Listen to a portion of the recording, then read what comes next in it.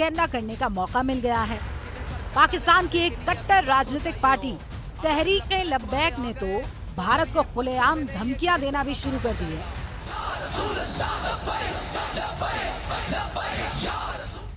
ये है तहरीक-ए-लब्बैक का सरबराह साद हुसैन रिजवी, जो सीधे लाल किले पर झंडा लहराने की धमकी दे रहा है। मोदी और उसके हवारी सुन लें कि हुजूर के गुलामों को ना छेड़ा जाए, हुजूर की इज्जत पर बात ना की जाए। हो सकता है कि कहीं लाल किले पर झंडा लहराने के लिए अभी बरसों चाहिए हो। अगर लब्बैक वाले आ गए तो फिर ये बरसों में नहीं, ये घंटों का काम हो जाएगा।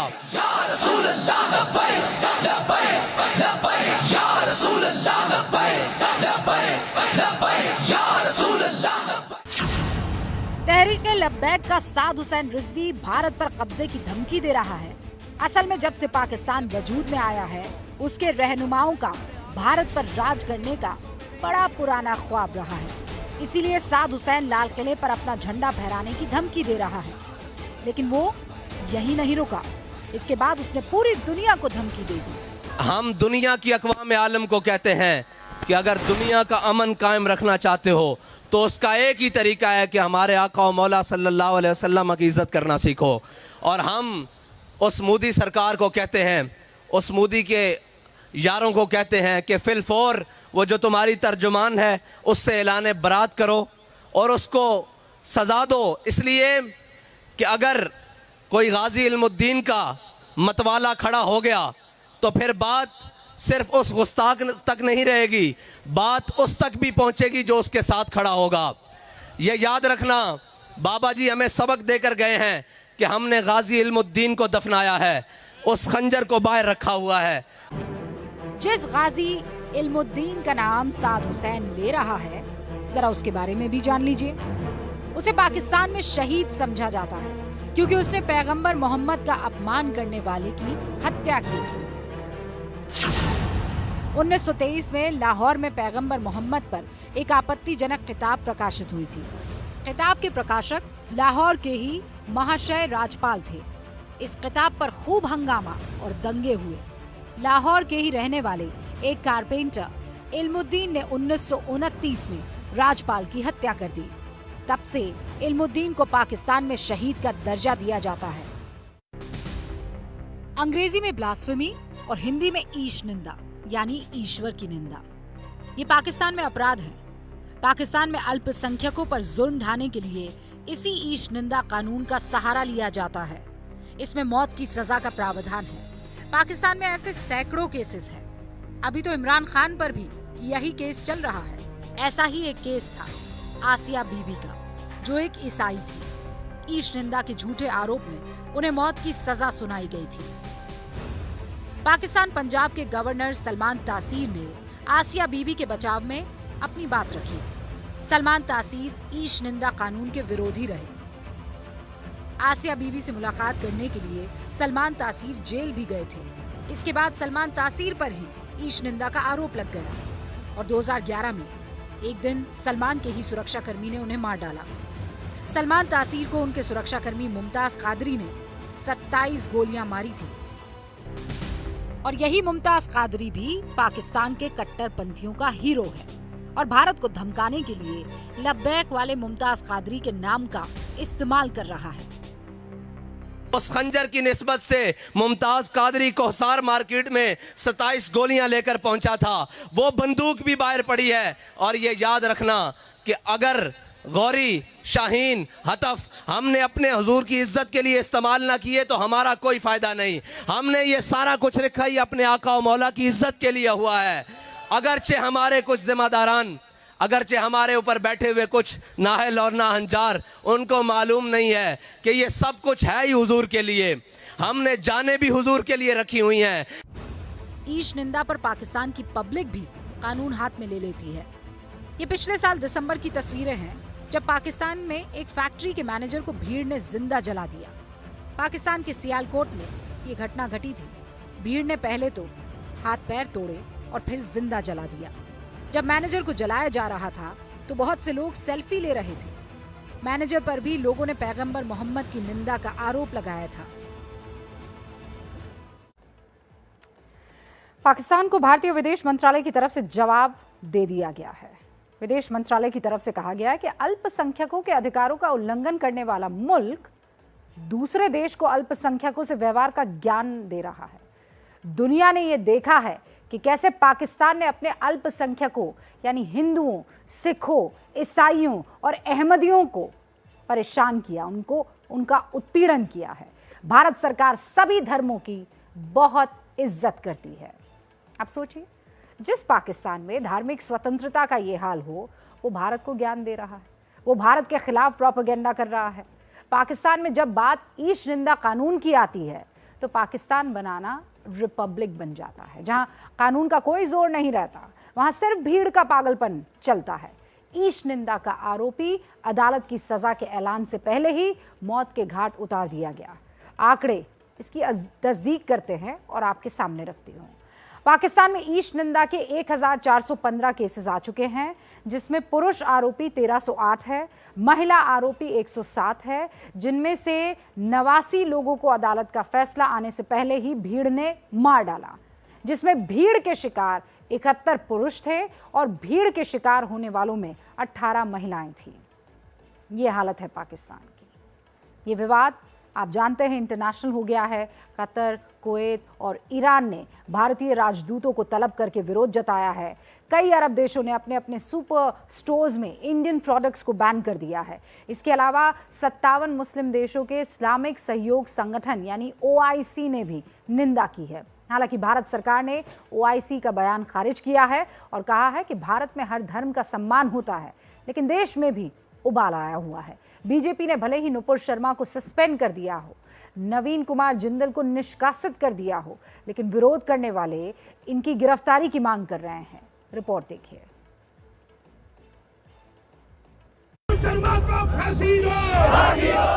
कार्रवाई होने के बाद भी मामला शांत नहीं हुआ है। ये मुंबई के भिंडी बाजार की तस्वीरें हैं, जहां नुपुर शर्मा के खिलाफ प्रदर्शन हो रहा है। अब मांग की जा रही है कि सिर्फ निलंबन ही काफी नहीं है, गिरफ्तारी होनी चाहिए। नुपुर शर्मा ने जो नेशनल टीवी पर बैठकर जिस तरह के जिस अंदाज में हमारे नबी की शान में यानी हमारी जान की शान में, हमारे ईमान की शान में जो गुस्ताखी की और हमारी माँ की शान में जो गुस्ताखी की है, वो उससे पूरा हिंदुस्तान ही नहीं बल्कि पूरे दुनिया के मुसलमानों का दिल जख्मी है।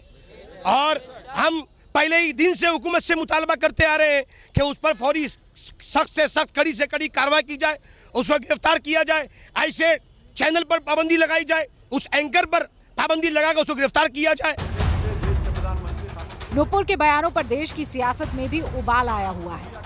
असदुद्दीन ओवैसी बुरी तरह से भड़के हुए हैं, साफ आरोप लगा रहे हैं कि प्रधानमंत्री ने कार्रवाई नहीं की, जिसकी वजह से भारत की बेइज्जती हुई।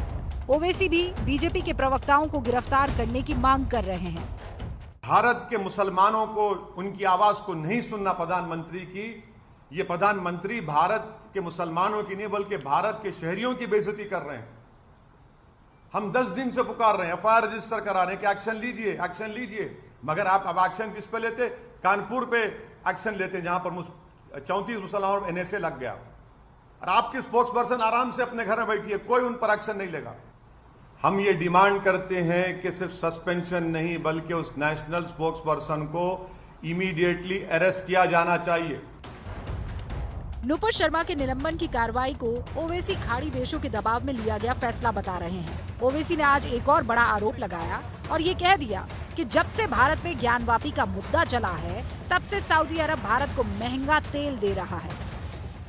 क्या ये बात सच नहीं है कि किंगडम ऑफ सऊदी अरेबिया ने जो भारत को ऑयल बेचता है, $2 से उस ऑयल को बढ़ाकर $6 कर दिया? और बोलिए ज्ञानवापी,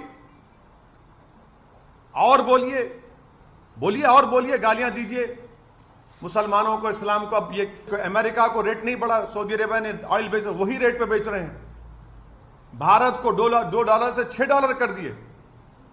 प्रधानमंत्री कौन सी फॉरेन पॉलिसी आपकी? ओवैसी के इस दावे में कितना दम है पता नहीं, लेकिन फिलहाल बीजेपी के प्रवक्ताओं को गिरफ्तार करने का दबाव जरूर बना हुआ है।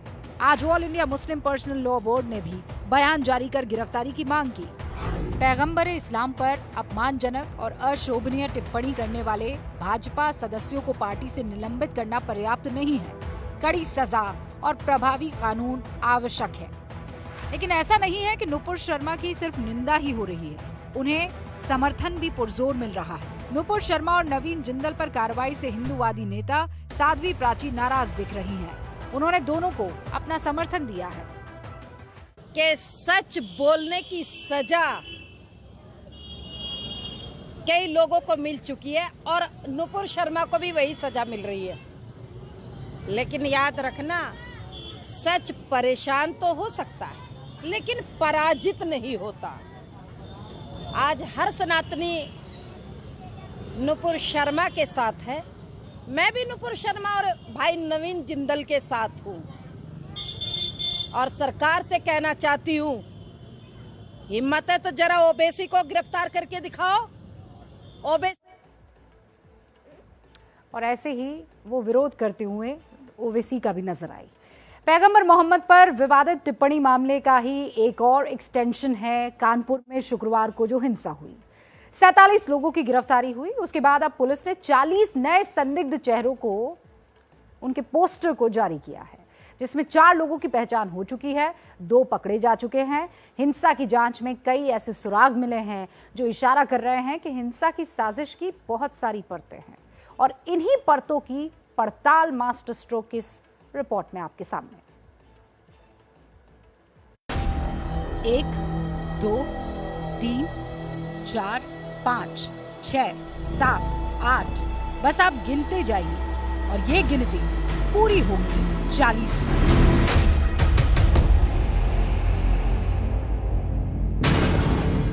ये 40 वो संदिग्ध चेहरे हैं जो कानपुर में हुए कोहराम के गुनहगार माने जा रहे हैं।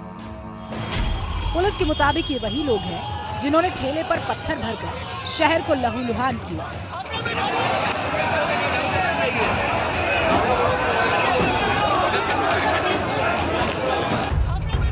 पुलिस के मुताबिक इन्हीं चेहरों में वो शख्स भी हो सकता है जिसने भीड़ को रुमाल के इशारे पर कहर बरपाने का सिग्नल दिया और जिन्होंने रुमाल के इशारे पर ही पत्थरों की बारिश की।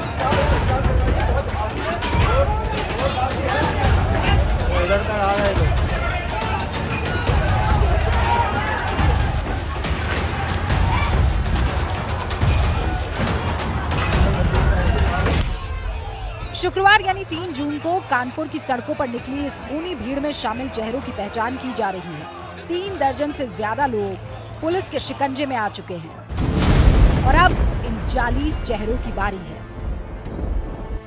अब पुलिस ने कानपुर की सड़कों पर एक नया पोस्टर लगाया है। इस तस्वीर को देखिए, इसमें 1, 2, 3, 4, 5, 6 इस तरीके से कुल 40 चेहरों की तस्वीर लगाई गई है। लिखा गया है उपरोक्त व्यक्तियों के बारे में सूचना देने वाले की पहचान गुप्त रखी जाएगी। 40 चेहरे ये हैं जो उस दिन मौजूद थे। स्थानीय जो लोग हैं, स्थानीय लोग तस्वीर ले रहे हैं इस पोस्टर्स की, जिसमें तमाम जो इस पूरे मामले के लोग हैं उनकी चेहरे लगी हुई हैं, उनकी तस्वीरें। कहा गया है कि पहचान गुप्त रखी जाएगी। कानपुर हिंसा में शामिल जो चेहरे बेनकाब हो रहे हैं उनके बयानों से साजिश की परतें खुलनी शुरू हो चुकी हैं। सिर्फ ये 40 चेहरे ही नहीं बल्कि हर गुनाहगार को अंजाम तक पहुंचाने के कई सुराग अब सामने आ रहे हैं, जिनसे हिंसा की पूरी ब्लूप्रिंट भी बेनकाब होगी। अब आप ये सोच रहे होंगे वो कौन से सुराग हैं और वो मिले तो मिले कैसे। वो आपके लिए हमने तैयार किया है कि वो कौन सी कड़ी है जो एक से दूसरे को जोड़ती है और इन्हीं हिंसा की कड़ियों को जोड़ते हुए पुलिस अब सबूतों और सुरागों का जखीरा जमा कर चुकी है। सबसे पहले आपको समझाती हूं मैं कि पुलिस को अब तक सबूत क्या क्या मिले हैं। देखिए, पुलिस ने मुख्य साजिशकर्ता समेत कई सारे दंगाइयों के मोबाइल फोन को जब्त कर दिया है। ये सबसे महत्वपूर्ण चीज है। ऐसे व्हाट्सएप चैट्स मिले हैं जो एक बड़ी साजिश की तरफ इशारा कर रहे हैं। पुलिस ने कई घंटों के सीसीटीवी फुटेज को भी खंगाला है। पेट्रोल बॉम्ब बनाने का जो पूरा मॉडस ऑपरेंडाई है उसका भी पता चला है। हिंसा के लिए बकायदा किराए के पत्थरबाज बुलाए जाने का तरीका, उसका भी पर्दाफाश हुआ है। हिंसा की कड़ियां पीएफआई से भी जुड़ती हुई दिखाई दे रही है। जांच एजेंसियों को मिले इन सबूतों और सुरागों से कानपुर हिंसा के पीछे साजिश की जो तस्वीर बन रही है, अब हमारी अगली रिपोर्ट उसी को आपको समझाएगी।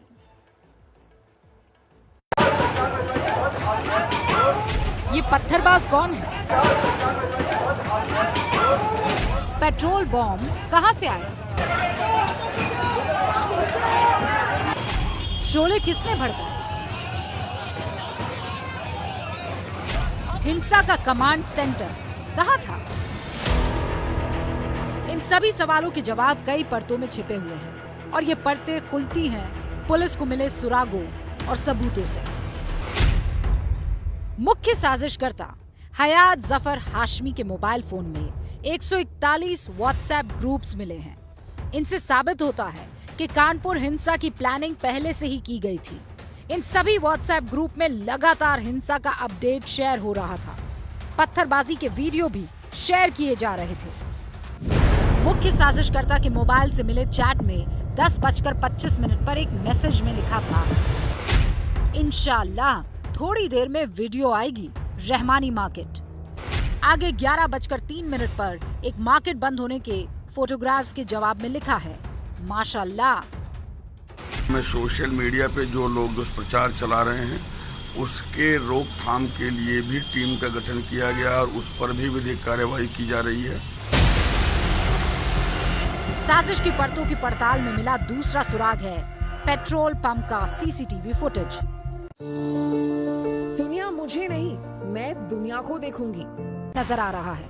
इससे यही लगता है कि कानपुर में बड़े दंगे की तैयारी थी और दंगाई ने पुलिस से भिड़ने की तैयारी की थी। हिंसा के दौरान पेट्रोल बॉम्ब का इस्तेमाल इसकी तस्दीक करता है। 3 जून की हिंसा की इन तस्वीरों में दंगाई पेट्रोल बॉम्ब का इस्तेमाल करते हुए नजर भी आ रहे हैं। इस सीसीटीवी तस्वीर के सामने आने के बाद पुलिस ने उस पेट्रोल पंप को सील कर दिया है जहां से खुला पेट्रोल बिका। आपको दिखा दूं कि ये पोस्टर लगा है, ये पोस्टर हमारे सामने भी है जिस पर लिखा है पेट्रोल भरवाने से पहले मीटर की जांच करें और इसके ऊपर लिखा है बोतल में पेट्रोल नहीं मिलेगा। सारी कहानी की जड़ यही है। ये जो बोतल में पेट्रोल लिखा हुआ है इस तस्वीर में आप देखेंगे ठीक इसके पीछे जो यहाँ पर पेट्रोल पंप पे है लोग बोतल में पेट्रोल लेते हुए दिखाई दे रहे हैं। हिंसा में इन सब चीजों का इस्तेमाल हुआ है, ऐसी बातें अब निकल के आई हैं।